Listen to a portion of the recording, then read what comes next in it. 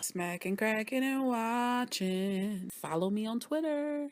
Subscribe. Snowfall season 1 episode 10. This is the finale. Y'all believe it? We finally made it. Woo! John Singleton, you've done well. The season 1 episode 10. This episode is called Rubicon. The Rubicon. How many of you guys are familiar with your Roman history? If you are, you already know that the Roman soldiers weren't able to pass a certain point, and that was the Rubicon River. That is considered the point of no return. You get it? You get what I'm saying? The point of no return. 10 episodes, and it's been cool. You know what? This show is cool. I like what FX is doing, and I'm here for it. I'm sorry I'm giving y'all this review late. So much has occurred in the last 24 hours. You have no idea. You know what I loved about the intro of this episode? They hit us with the cold blooded, cold blooded. That's Rick James is a man. Quit playing with me. Y'all just gonna give us that Rick James though? Quit playing. Lego. The characters have evolved. Franklin is independent now. And he's not stuttering. He's not half-stepping. He's coming correct. He's bold. Authoritative. Good for him. Teddy's just not... Teddy is unorganized. The lone wolf, minus the teeth. He's broken. He's odd. He's crazed. He holds on to stuff. He just, you know... Things that he should easily let go, especially being in that position, he clenches it. Let's move forward. I don't know. Is he always going to be a regretful type of guy? I'm not sure. When it comes to Franklin, we've seen his crew grow. We've seen him assemble his crew, come up with a plan, execute the plan, and try to grow his own little empire. Slowly but surely, he'll get there, right? You meet his homeboy, his best friend. Played by, I think his name is Isaiah Johns. Leon. Leon is that guy. He's that hood guy. He's a muscle in the operation. Franklin is the brains. Together, I like them because they're like Mario and Luigi, Aladdin and that little monkey guy, Peanut Butter and Jelly, Yogi and Boo Boo, Nino and G Money. Ha! Is that what this is about? I get my Jimmy Wax. What did he say? I get my Jimmy Wax every day. Smokey and Craig to keep it California inspired. I like their friendship. I like their partnership. And speaking of partnership, they also have another guy that they hang out with, Kevin. He is, I don't know, like I said, I always say to y'all, I feel like he's going to be that future crackhead season 2. But the three of them are like the Generation X on, you remember that wrestling group? They're just this jam-packed, different personality coming together to just wreck the game, and I love it. In the beginning, we see Franklin and his privileged friend, and his friend is dropping him off at Uncle Jerome's crib. And at that moment, we get to see the evolution of Uncle Jerome. Yes! What's his name? Amin Joseph? Yes, boy, you better work that juicy Jerry curl all night long, all night. Shake it. Yeah, it's just, and he all thick, he all muscular, and he got that old nice goatee all lined up properly. I see you, Auntie Louie. I see why you got that, man. I really enjoyed Uncle Jerome all season. I just want to throw that out there. He went from nickel and diming it to paper bag scrunched up bills to organization. He's stacking the bills up like they should be, taking his time to make sure everything is right. The count is on point. The bills are in order. Nothing out of place. I love it. Structure is important. Like I said, Uncle Jerome is organized and he wants his cut, homie. Franklin has learned to talk business, and I love it. My connect, my product, my process. The shade. At that point, you would think the uncle would be like, boy, I slapped it, but Uncle Jerome was proud at that point. Like, dang, nephew, I'm proud of you. You know, you're handling your business. You're not to be stepped over, and that's good. It's showing Franklin, you know, family is usually the first ones that you give into, and they're showing he's not. And I love it. I love where they're going with it. They're building the little things that they could build, season 2, they're getting rid of it right now. Uncle Jerome and Franklin are kind of going back at it in a bidding order. And they're like 25, 35, 25, 10%, 40%. Sold to Uncle Jerome with the bubble guts. Because you know he had to go to the bathroom. Auntie Louie. I've enjoyed her all season. Her influence on Franklin, her guidance, her connect. And the fact that she read Sissy for Filth. No one has read Sissy for Filth.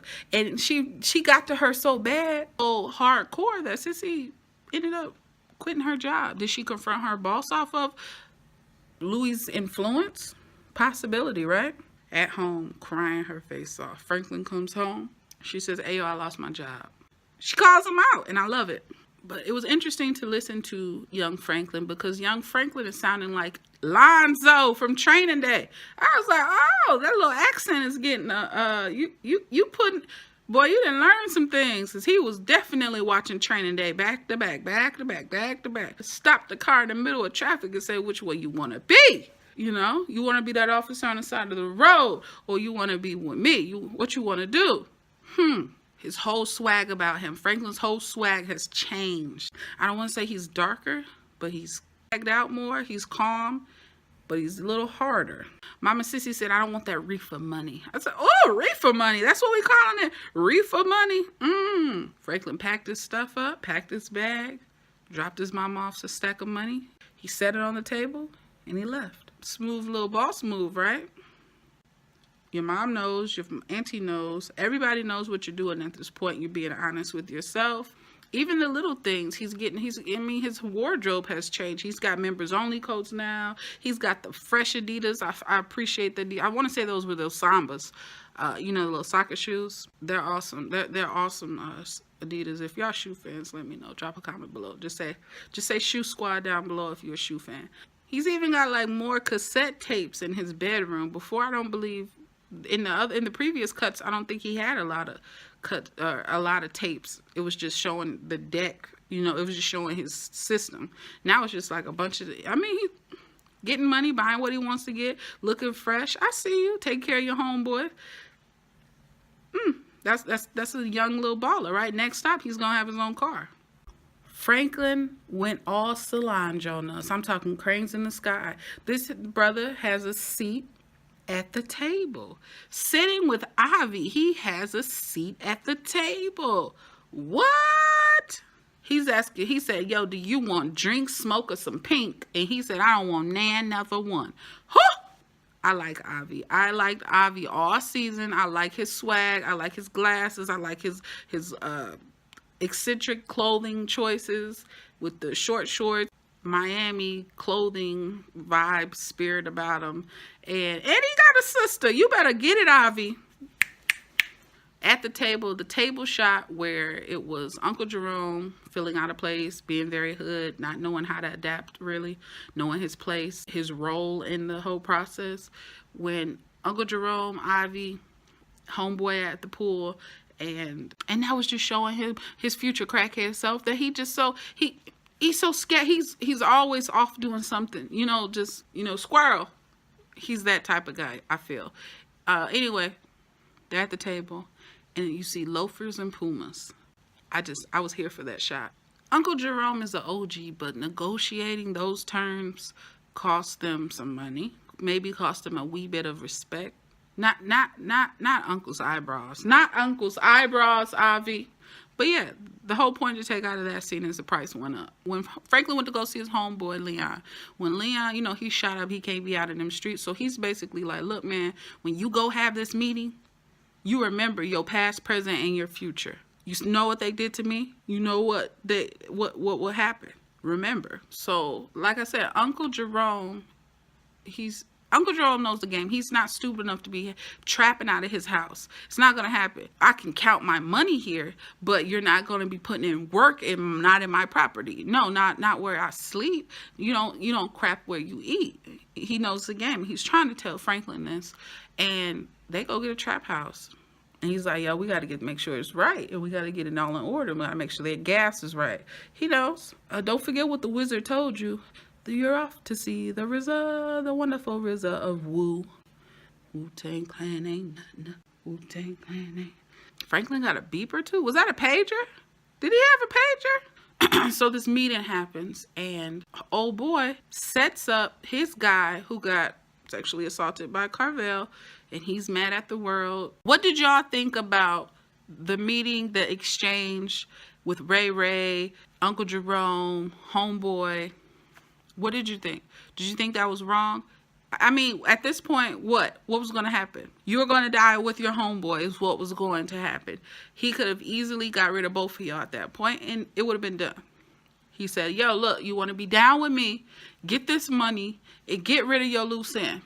Period. This is how I know you're not going to snitch you. And he's able to continue making bread. You know what? Who knows what else they've had happen in the past. They could have had inner beef between each other, those two guys. But homeboy ends up stabbing his boy. He ended up hitting his boy, sticking his boy. That was crazy. That was so crazy. And Uncle Jerome's so cold because he just held the homie. And I was like, dang. And Franklin, he seemed like a little boss when he orchestrated it. However, when it happened, he was shocked. Like, dang, it really happened? Yeah, it happened. That blood's on all y'all. Will it come back and bite him in the tail? All of them? All three of them? We'll find out season 2, right? Man, homeboy killed his friend for money and membership. Somebody else got killed. Alejandro and old girl. Let's talk about it. I'm not gonna lie, I was with Alejandro the whole way. Every step of the way I was with Alejandro. That girl gotta go. Bottom line, she knew too much. It was just a little late. Teddy didn't do what he needed to do to prevent it. He did not control it, and he was late at stopping it. I knew Alejandro was gonna go to the crib and get her and make her an offer that she can't refuse. But, I mean, stuff went south, obviously. Teddy gets to the crib, and what do we hear? The drill going. And I'm like, what? And he really looked like Screech at that point. I'm talking about he was giving me Saved by the Bell vibes. Starts breathing heavy. His adrenaline is going. He's worried. He's very worried. Face almost turned completely white. Opens up that bathroom door. We see that girl is in a plastic bag, in a tarp wrapped bathroom, plastic covering everything so it can be easily removed. Dead. Alejandro says, get out, Teddy. Get out of here, Teddy. Teddy puts him at gunpoint. As my granny would say, Alejandro ain't stunting that boy.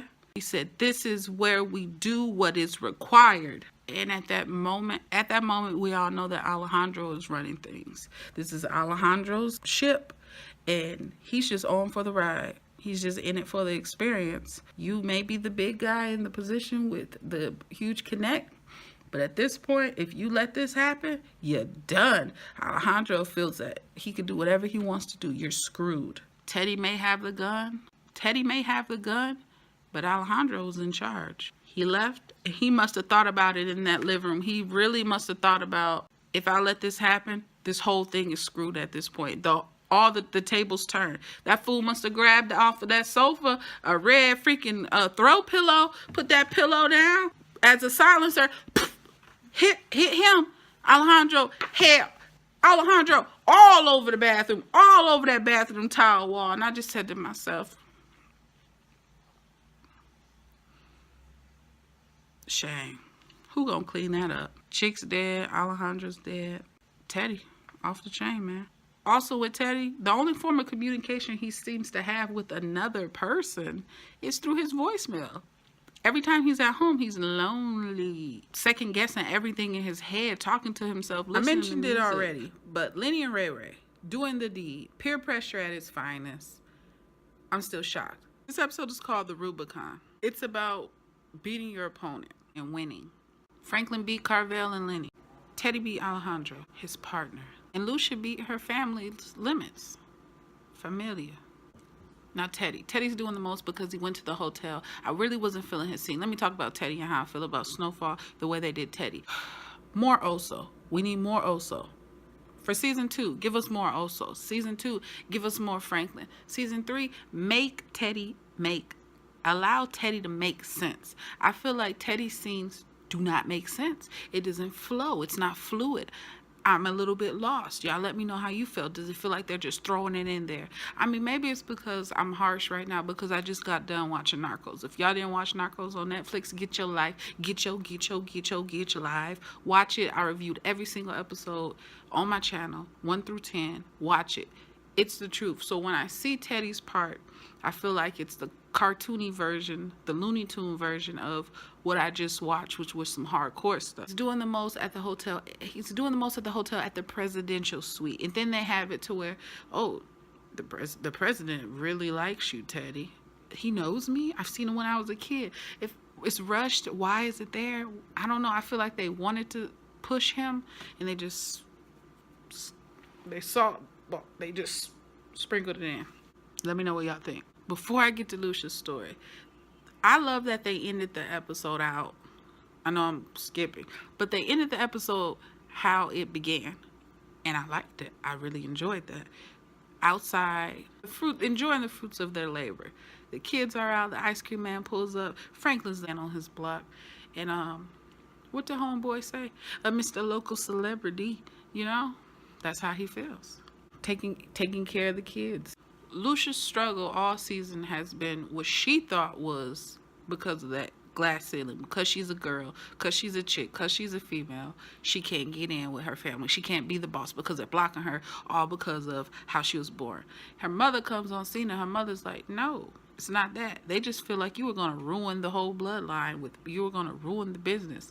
That's what it is, honey. I love you. Come to Mexico with me. And she's like, no, I want my Californian freedom. I want it my way. I got this. I thought, this is how messed up it is. I thought all season that man was her granddaddy. That's her dad. How many of y'all thought that was, how many of y'all honestly knew that was her dad? Drop a comment below, because I thought it was a granddad. My bad. Evidently, I missed something. Last episode, he passed away. So they're planning for the funeral. Everybody's mourning. Mom walks in. And I'm like, oh, shoot, something's about to go down. She seems like the hardcore type of lady, right? And I loved it because they showed Oso. I like Oso. Oso with the cowboy boots. Now, y'all know, if y'all watch my Queen of the South reviews, you know how I feel about a man and some cowboy boots. It ain't but two type of shoes that I really I'm just saying. Cowboy boots on an old thick man. Some Jordans. Or some dress shoes. Ooh, I digress. Mr. Smacking, Cracking, and Watching. Oh, how I adore you. Back to this, y'all. See, Oso took me all out. Oso took me all the way out. Oso is deep in it now. So she doesn't want to be in Mexico. She wants that California freedom. And by freedom, I mean her being freely with Oso. Because they're still shacking up. I think they make a great couple. I love them together. And you know that very first episode when Lucia was on when she was at the car with Pedro? I thought they were together. Didn't you guys think that? Drop a comment below. It's a little bit all over the place, man. But I like how they threw in a little bit of background on Gustavo. They should have told us this way earlier. He doesn't drink. He doesn't smoke. He's an athlete. I feel like I said, I felt like this episode they were trying to rush things in so you understand it. So it's almost like they're trying to say, hey, he's not going to be smoking crack. You know, we know Franklin doesn't seem like the type to be smoking the product. However, we know Kevin might. Leon might, you know, Pedro does. Or we know Lucia drinks. We know Auntie and Uncle Jerome would take a drink, smoke some weed. It's like they wanted to clear up everybody what they're doing now, so when season 2 comes, they can just go do probably the complete opposite. What do y'all think? Drop a comment below. But yeah, like I said, Oso, he's this athlete, lover, gangster. To see these two lost souls in Lucia and Oso, and they found each other. That's what makes it awesome. They found peace in each other. That bed scene, when they were on the bed, that bed scene, that's what they found. That's what I mean by they were lost, and now they're at ease, and that they can relax with each other. They're at peace. They're planning this whole funeral massacre together, and I'm like, dang, Bonnie and Clyde, Mama's leaving the funeral. We don't have to worry about her getting blasted, right? Bye-bye, see ya, have fun in Mexico. Uncle's lurking in the background, almost making it easy for her to get rid of him, right? Pedro's gone, and before he left, he apologized. Do y'all believe Pedro? I don't. I feel like he's full of crap. He sniffed the whole time. He was Pedro might as well should have said, zing! Nights like this, I wish raindrops would fall. Right? He was real crackish. We get to this payphone scene, the call goes. Oso's face to face with the uncle. Walks in there. He makes sure Lucia's safe. Rapid fire. Bah, bah, bah, bah, bah, bah, all in the background. Crazy because all you hear is yelling, boots clicking, gunfire, screams, female screams, gunfire. They walk outside. We see the uncle on the ground. Here's the gotcha. Who's to say he doesn't live? He might survive, and then what? Then what?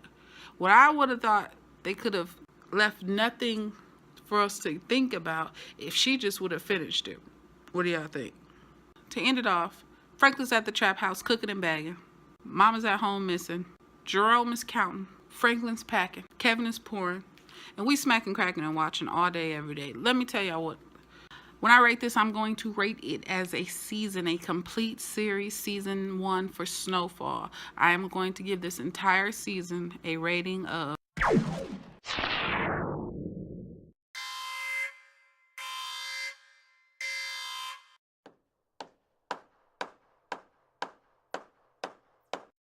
8.3. 8.3. That's my final rating for this season. It was good. It was enjoyable. It was cool. It was a good watch. However, it could have been. They could have tightened it up a little bit. I'm just saying. 8.3. Until the next season. Y'all be safe. Love yourself. Ooh, I'm behind on these reviews. My goodness. I got like 4 reviews to do. Oh my gosh. Until the next time. Make sure y'all subscribe too. Season 2, Snowfall, I'll be back. Let's see. I'm at like 370 something right now. Hopefully, my plan for September was to get another 100 subscribers. So I will be at, by the end of the month, I love to well be in my 400s. By January, it would be cool to be at 1,000. By January, I love to be at 1,000. Like January 1, 1,000 subscribers. And by next time y'all see me, Snowfall season 2, hopefully I'm at like 1,500. That would be off the chain. Until the next time, y'all, peace.